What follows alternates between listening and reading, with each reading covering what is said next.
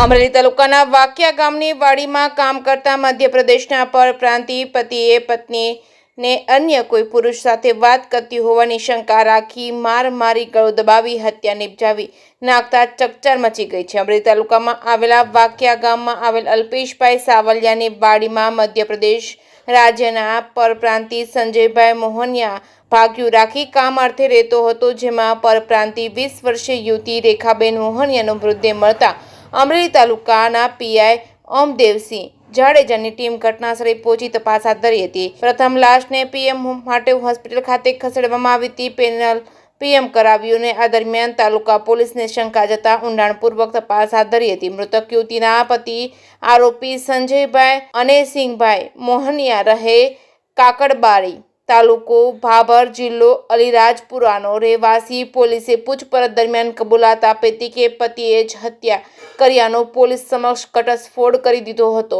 આ ઘટનામાં મૃતક પત્ની બીજા કોઈ પુરુષ સાથે વાત કરતી હોવાની શંકા અને વહેમ રાખી માર મારી હુમલો કરી ગળું દબાવી હત્યા નિપજાવી હોવાની ચકચાર મચી છે.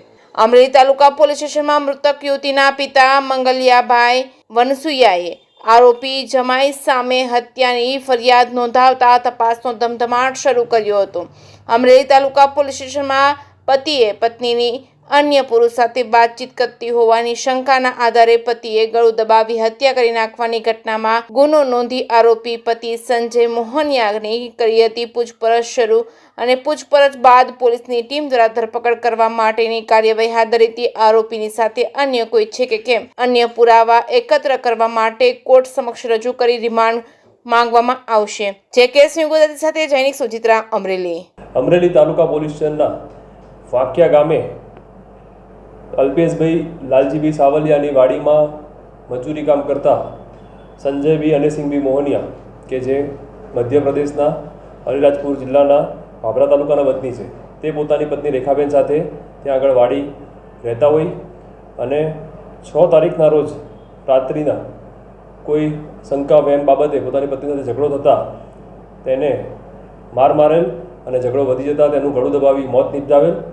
જેનું અમરેલી તાલુકા પોલીસ સ્ટેશનમાં મર્ડરનો ગુનો દાખલ કરવામાં આવેલ છે. હાલમાં આરોપીને અટક કરવામાં આવેલ છે. આગળ તપાસ કાર્યવાહી ચાલુ છે. સર, આજની કોઈ ગુનાઓમાં સંડોવાયેલો કે એવું કંઈ હાલ કોઈ ગુનામાં ટ્રેક રેકોર્ડ ચેક કરતા ધ્યાનમાં આવેલ નથી.